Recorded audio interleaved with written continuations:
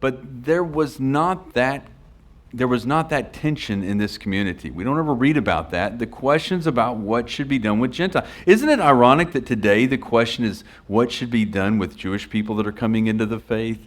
You know, the tables have turned, right? Because it was the other way around. It was a Jewish thing you don't understand in the first century, and unfortunately it's kind of turned to flip on the other side of that today for many within the church. If you're Jewish, how can you be a believer in Yeshua? In fact, even within the Jewish community, it's a oxymoronic position, right? If you're going to believe in Yeshua, you're not Jewish anymore, is oftentimes the position that's taken. We don't see that tension in the apostolic writings. And so when we look at the things that Paul is writing about in the book of Galatians, we need to make sure that we stay rooted back on the testimony that we read out of Acts. And in Acts 15, the big question is, what should Gentiles do that are coming into the faith?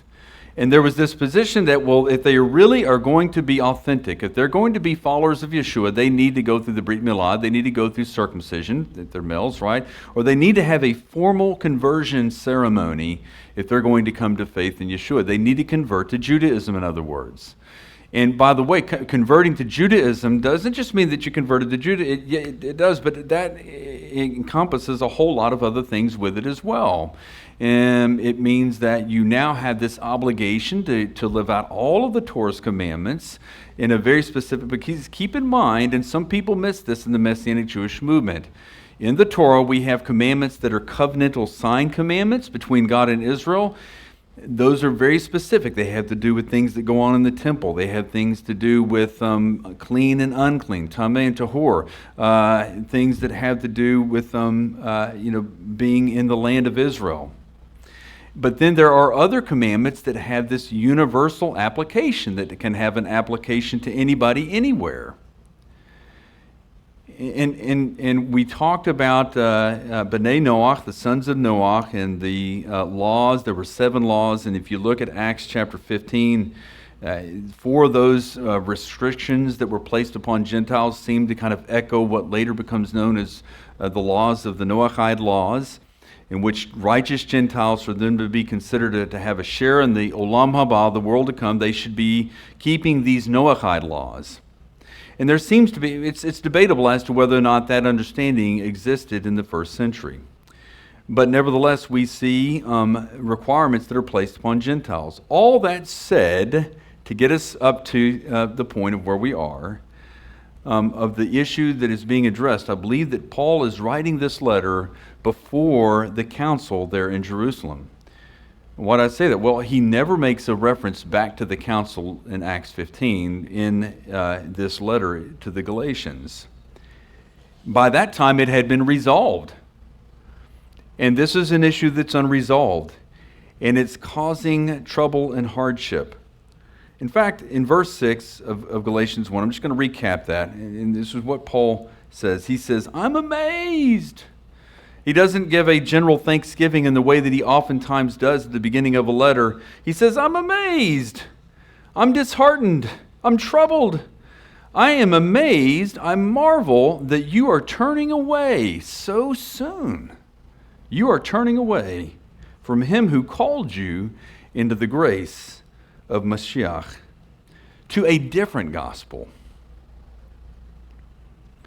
These people were turning away because they were being told that they needed to undergo circumcision. Of course, I'm getting a little bit ahead of what Paul talks about in the letter here. But if we look back to what's going on in Acts, Paul's going to define this out. And he says something. He says, it's not another gospel. But there are some who trouble you and want to pervert the gospel of Mashiach. There are some that want to pervert the gospel of Mashiach. I want to think of,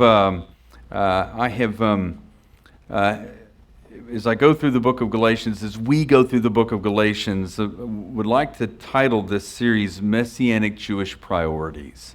What are Messianic Jewish priorities? And we really went back to that in the first message. But I think a way to illustrate this, think of a business owner that took over a new business, And he had a contractor that he had contracted out to fulfill some of the obligations. And this business owner, he had a business meeting, and he kind of put together an agenda of things that he felt that needed to be done in order to refabricate, to start this new business, and to kind of get it up started in the way that he wanted it to go.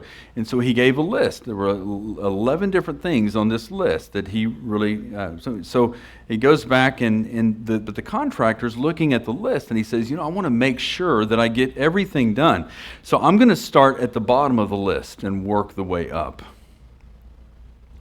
And things come along for about a week, and the business owner's thinking, okay, we're not really getting some things off the ground, and then he comes along about 2 weeks and says, man, things are just really not getting off the ground. I see that some of these things are being done, and I hear some talks, but stuff just isn't getting done.